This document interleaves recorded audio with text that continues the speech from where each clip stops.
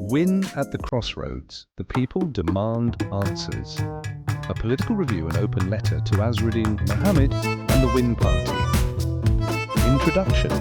No more games. Guyana's political future is teetering on a knife's edge. After decades of broken promises, institutional decay, and failed leadership, the people have had enough. Oil wealth has transformed Guyana into a global talking point, but ordinary Guyanese remain poorer, more divided, and more disillusioned than ever before. Against this backdrop, Azruddin Mohammed's Win Party emerged as a potential blue wave, an alternative to the entrenched red PPP and green APNU blocs. Win's message of equity, transparency, and justice struck a chord with ordinary citizens yearning for change. But now, Win stands on trial in the court of public opinion. Its silence on critical questions has opened the door to doubt, distrust, and speculation. A deadline for clarity. Guyanese want answers, and they want them now. Win cannot continue to ride a wave of public hope while refusing to say how it intends to operate in real, post-election scenarios. The people deserve to know. Scenario 1. Win holds the balance of power. If Win captures a handful of parliamentary seats and no party secures a majority, will win. Align with the PPP, whose governance has been plagued by corruption, nepotism, and broken promises. Side with APNU and other progressive forces to form a united anti-corruption front, or remain independent, voting issue by issue and demanding full transparency from whichever side seeks Win's support. The people deserve a clear, written pledge. Scenario 2. Win wins big.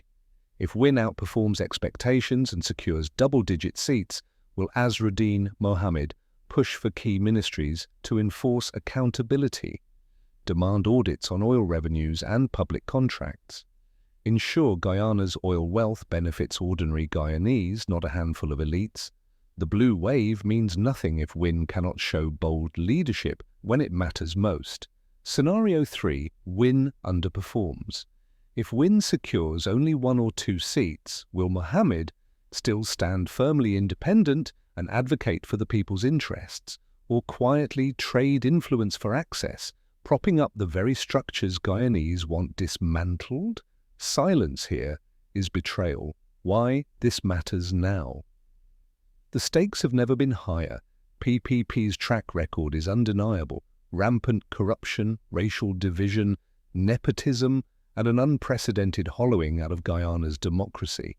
APNU is repositioning as a coalition with a positive, progressive vision for restoring accountability. WEN has captured public imagination, but with that comes responsibility.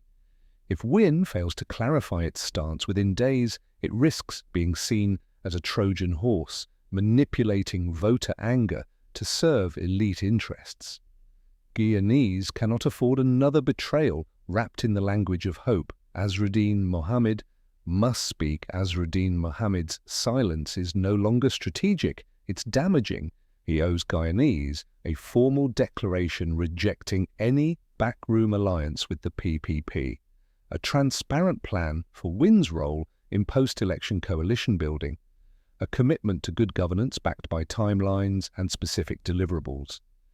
Anything less is complicity, the consequences of silence. Guyanese are ready to ostracize any leader who betrays the national trust. Public anger is rising. Win has days, not months, to prove it stands with the people and against corruption. No half measures, no coded promises, no political ambiguity. This is no longer about parties, it's about principle.